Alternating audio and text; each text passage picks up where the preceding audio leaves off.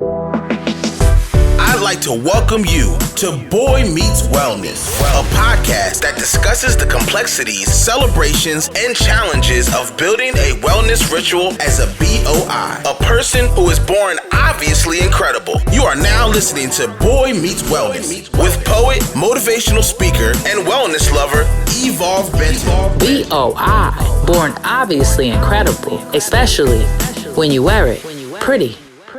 Welcome to Boy Meets Wellness. Thank you so much for being here. I appreciate you being willing to get up on a Saturday and join us. We really appreciate it. So tell folks your name, pronouns, and what brings you joy. All right. Thank you for having me. I'm excited on this Saturday. So I'm Shannon Mae, pronouns she, hers, and what brings me joy. Ooh, I have to pick one thing.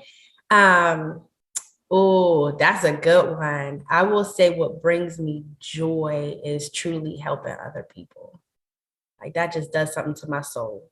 I shaded that, right? It's nothing like being in an active service, right? And we talk about that a lot here on Boy Meets Wellness, right? Charity starts at home and then spreads abroad. For some of my listeners, y'all have heard me say that quote several times. And I got that actually from my grandmother, right? When we're able to truly serve ourselves, we can serve others, right? And take it to the next level. So let's talk a little bit about wellness, right? We're going to deep dive right into this conversation. And then I would love to get a little bit more about you. During the pandemic, we've all I know me when the first half of the pandemic, I was eating donuts and just kind of kicking it. I was like, I don't know how long we're going to be in this, but we've all kind of picked up practices throughout the time. So what are some practices you've been doing to stay well during the pandemic?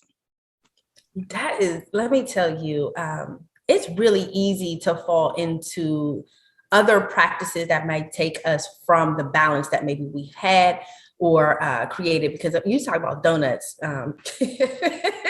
my waistline will tell you donuts, Oreos, and everything else that I shouldn't have been eating was a part of my daily regimen during the pandemic. But I'll tell you, I think the pandemic was an opportunity for me to see where I'm not in balance and in alignment. My job was just kind of taking over, right? And then we started to become hyperactive at work beyond the hours of work, if you're working virtual. And it really kind of forced me to start a daily regimen. I like waking up early in the morning. And so that's twofold. I like waking up early in the morning. I love to start my day with meditation and yoga. It kind of helps me just clear my mind, get ready for the day. But even that, the pandemic kind of interrupted that because my sleep schedule was off. I was staying up late. I'm up till 2:00 in the morning. That's not my thing. I'm in bed at 8:30. So I think I've given myself some grace to find what I know. Yoga meditation is my root, my grounding. But where in my day can I start to incorporate that as long as it's daily? So I think that's where I've started to find my balance. And also it showed me where I was not in alignment and balance. I love that you're mentioning that, right? Like giving ourselves grace and flexibility, because I had to do that too. I was like, well, now I don't actually need as much time in the morning because I'm not getting up to get on a train for 2 or 3 hours, right? Like, what does this balance really look like? And I love that you mentioned movement, right? And you're bringing that into your life. So all these jobs, right? These work from home jobs, we thought they was going to be good. We was like, we in here. And they was like, wait, you clocked out. It's like, yes, it's 5 o'clock. Oh, no. We continue to work. We continue to do the work. So tell me about where are you currently located and where did you grow up? Ooh, that's a good one. So I am from Pittsburgh, Pennsylvania. For anyone that doesn't know Pittsburgh, it is a smaller city, but if you know Wiz Khalifa, then you know Pittsburgh. And I actually left Pittsburgh about 12 years ago to work in higher ed. So since then, I've lived in rural area, Pennsylvania. So basically that's in the middle of nowhere, like really middle of nowhere. But, I love and have a passion for serving students in higher ed. So, I made that sacrifice and it's been fruitful. But I'm currently in Selinsgrove, Pennsylvania. You can look up on a map, but it's really in the middle of nowhere. Nice. So in higher education, working in a rural environment. So is it rural, like you see, cows and deers walking past you when you go into class? Is it that kind of rural? It's like, it's like Amish folks, right?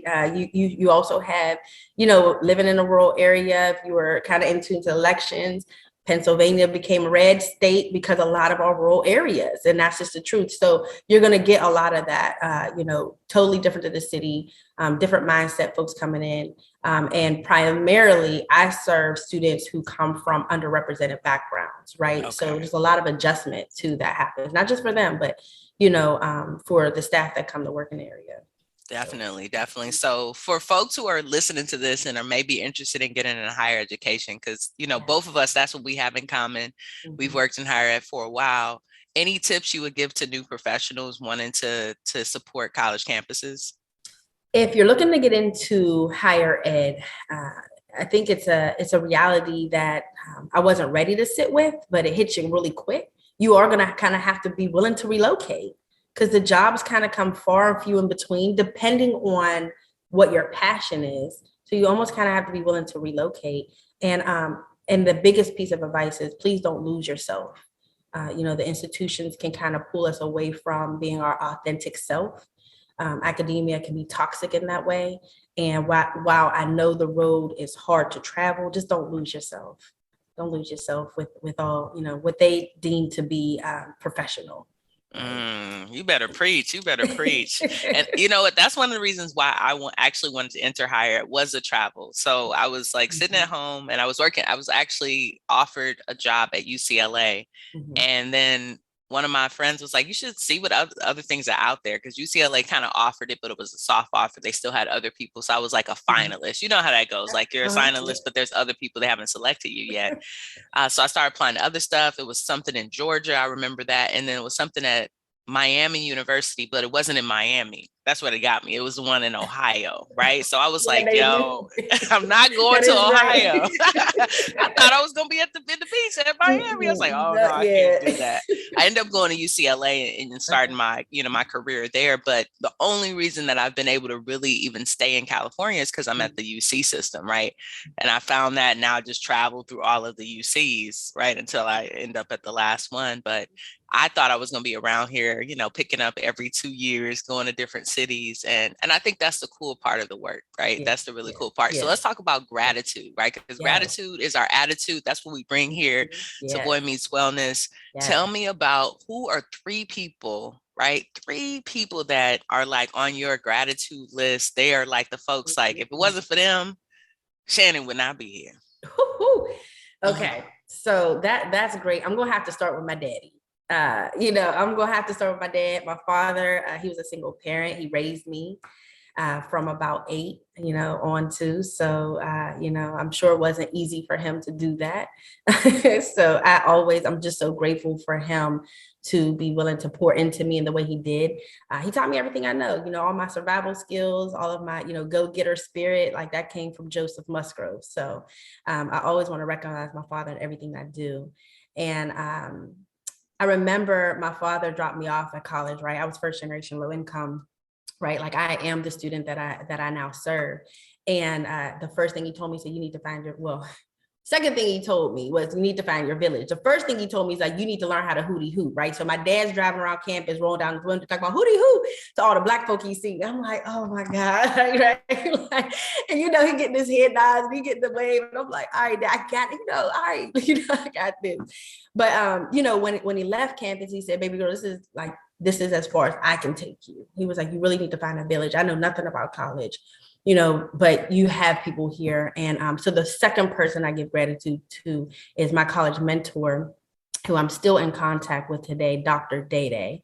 And she was instrumental in me going through college and being a leader and trying to figure out what my life was like. She's been instrumental after that and continuing to mentor me and to love into me. So, I really am grateful for those who have passed the baton in that way. So my daddy and Dr. Day, and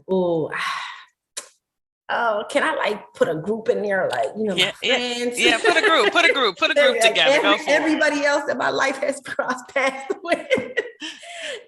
And I say that genuinely because it's so hard to pick, like I'm really grateful for so many people that I've met throughout my life. My friends are a huge, support of mine, and my family, my students that I've been able to serve throughout my time.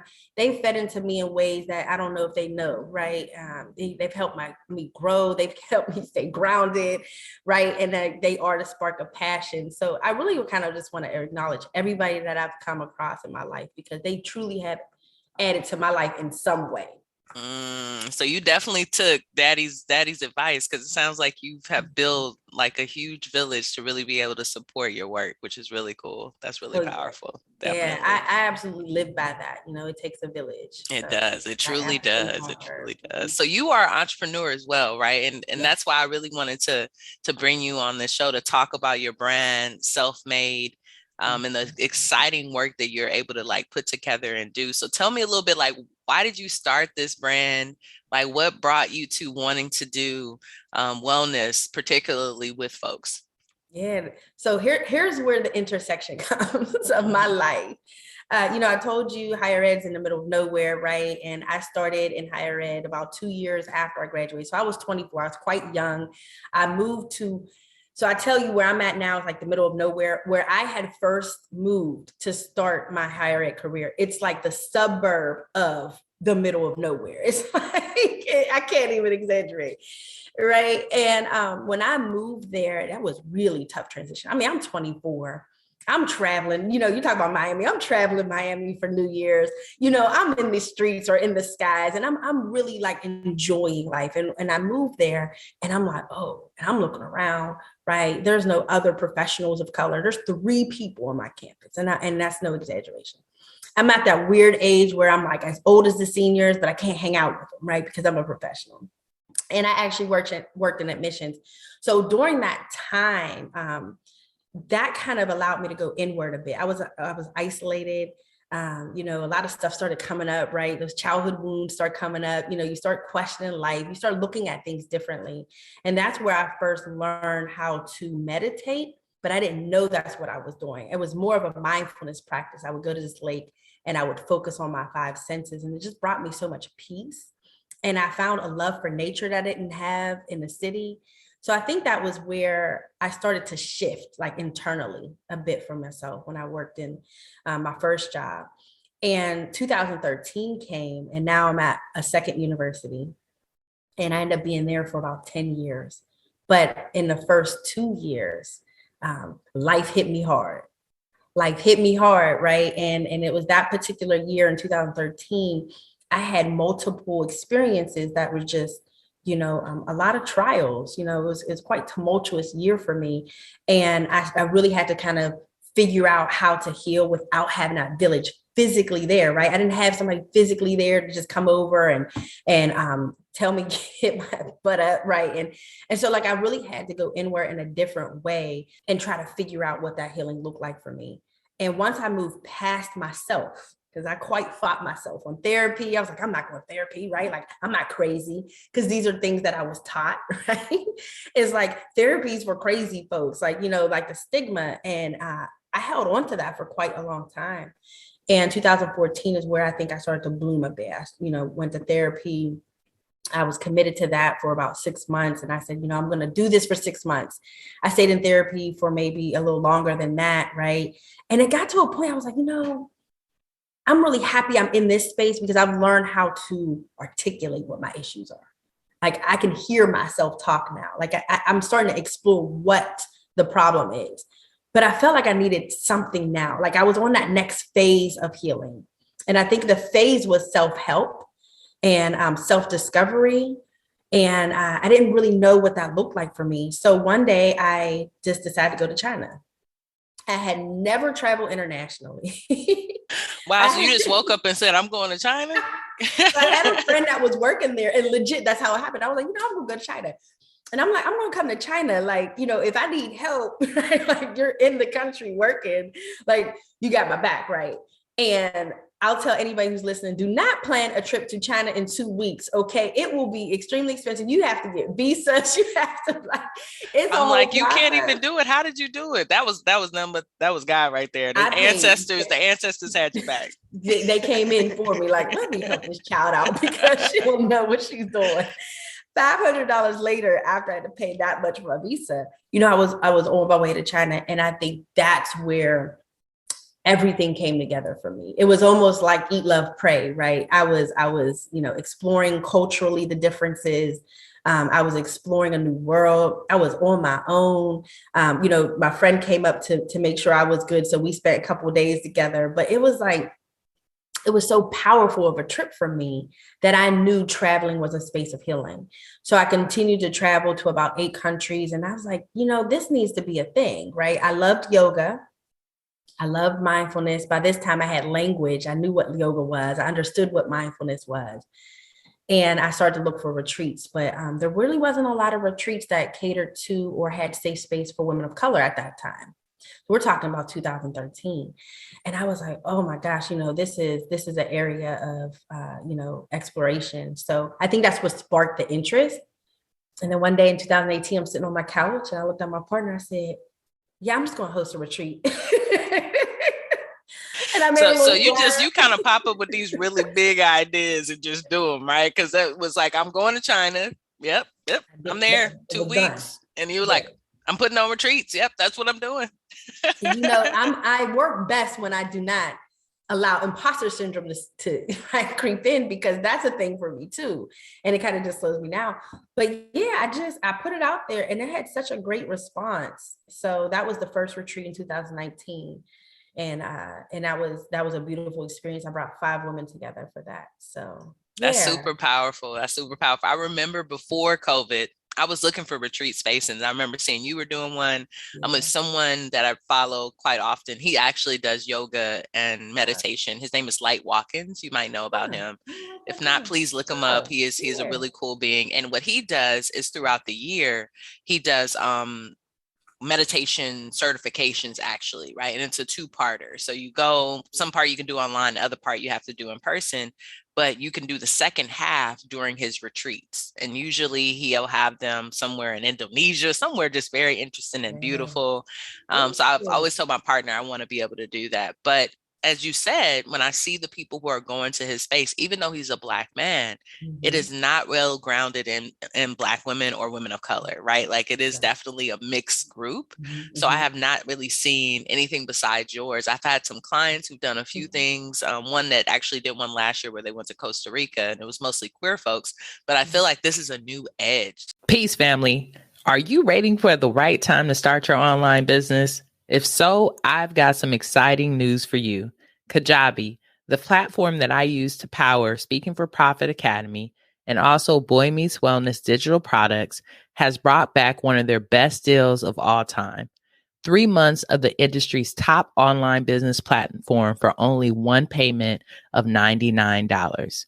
That's 3 months to monetize your content and turn what you know into an online course, coaching program, membership site, subscription, or a podcast.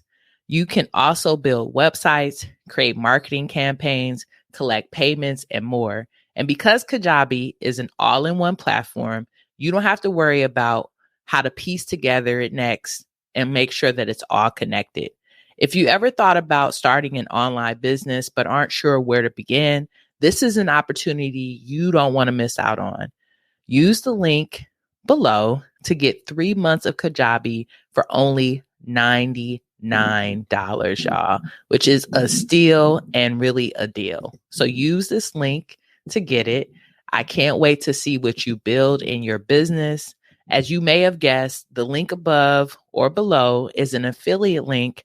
And of course, I earn commission as a Kajabi partner if you choose to sign up. However, I want you to know that I only recommend products that I trust, love, and use for myself. So I hope that this allows you to build towards your financial independence and build a business online that allows you to work from anywhere. Peace.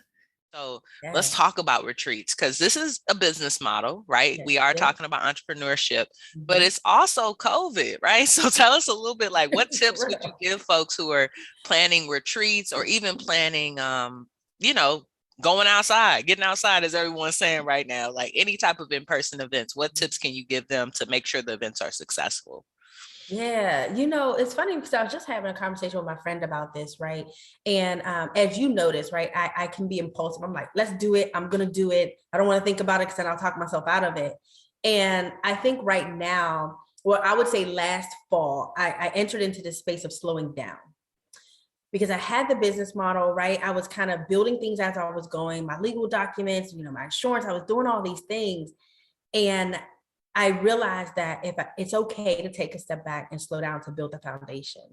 And in doing that, I gained a lot of clarity. So if there was anyone out there looking to get outside and you want to move forward with retreat, give yourself plenty of time.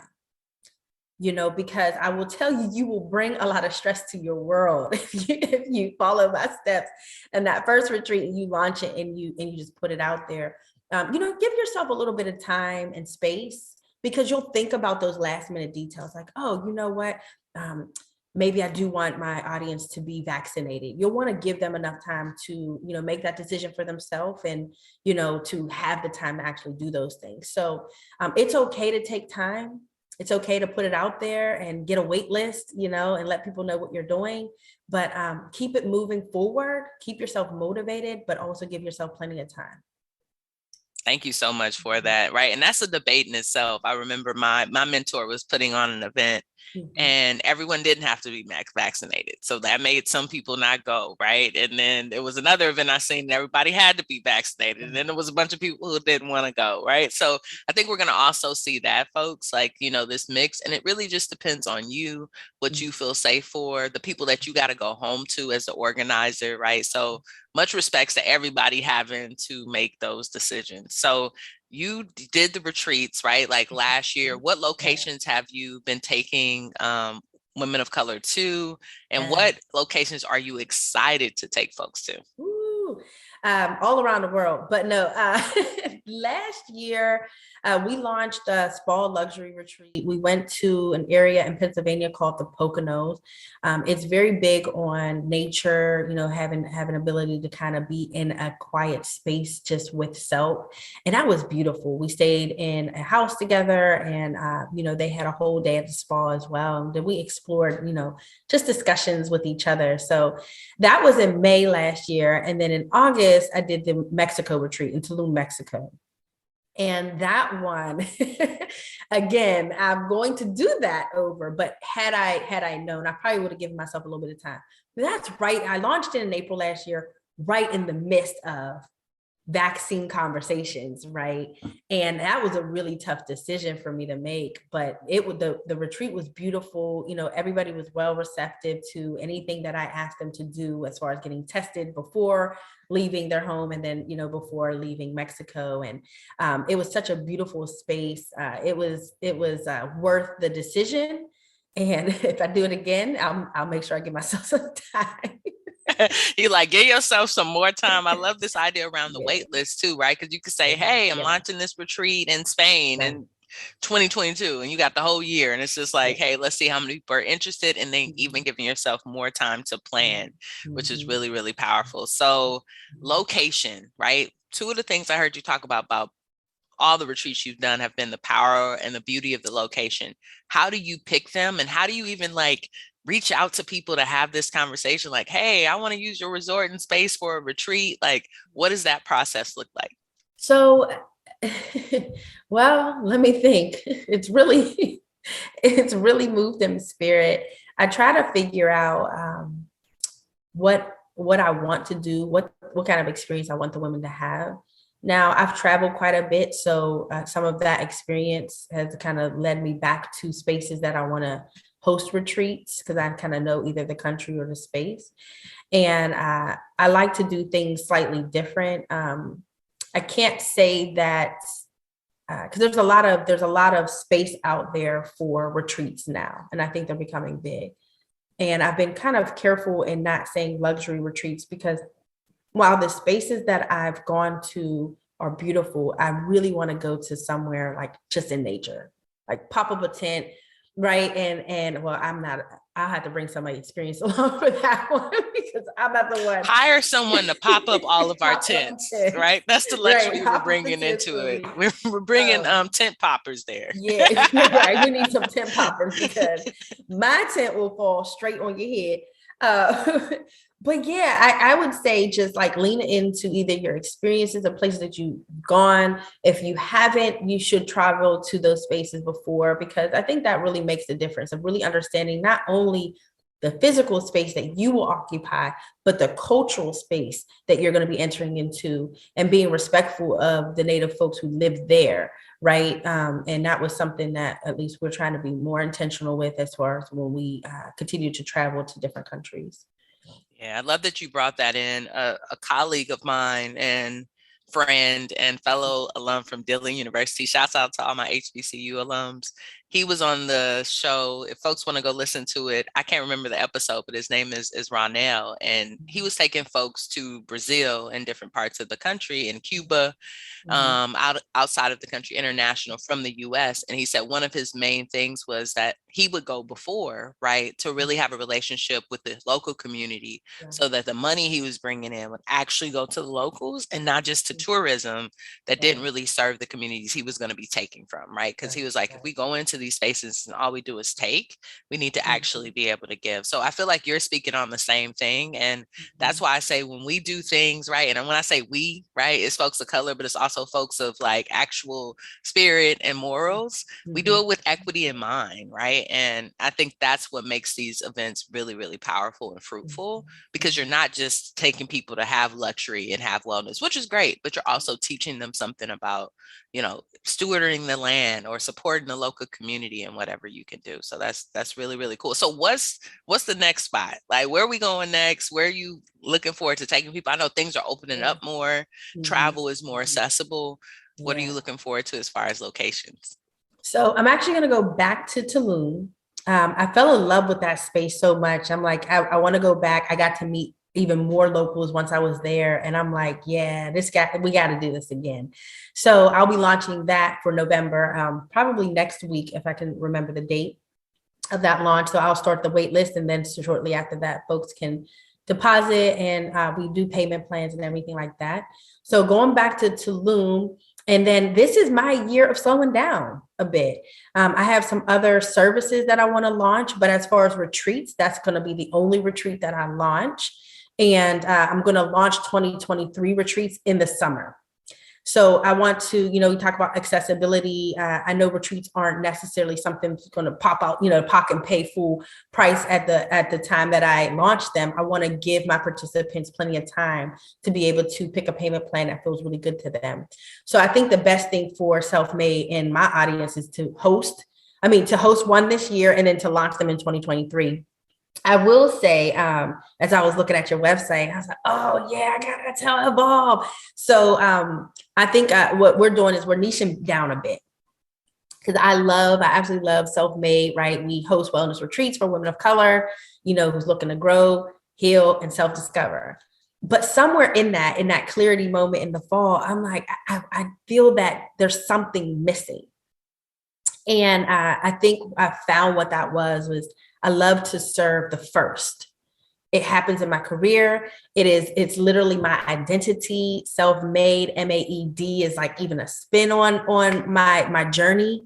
So moving forward, we're going to niche down just a bit to make sure that all of those women who are looking to be generational cycle breakers, right? Finding new ways to heal, right? That was really foreign language to me, and one of the other signature events will be a mind and money alignment retreat, where we're going to talk about our relationship with money. And then I'll introduce some tools that I have used in investments through stocks or through real estate that women can learn and kind of find their way of what they want to do financially. So those will be launching in the summer for next year.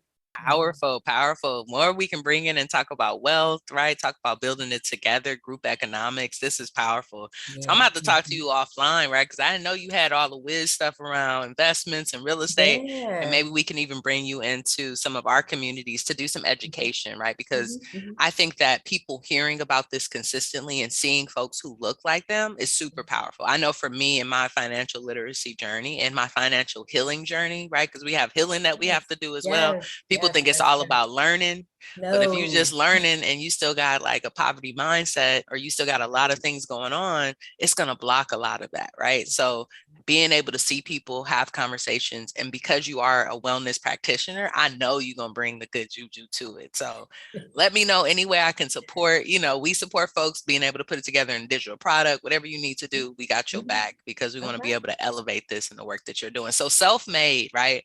It's been about you, your embodiment.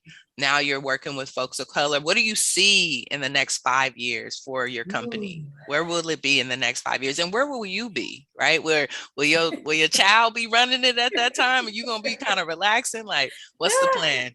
That is so funny. So let's start with physical location. We've talked about a lot. I'm speaking this into existence. I will not be in a rural area. Okay. So in 5 years, come check up for me because I need to get back to a city. Okay. So we need to put that out there.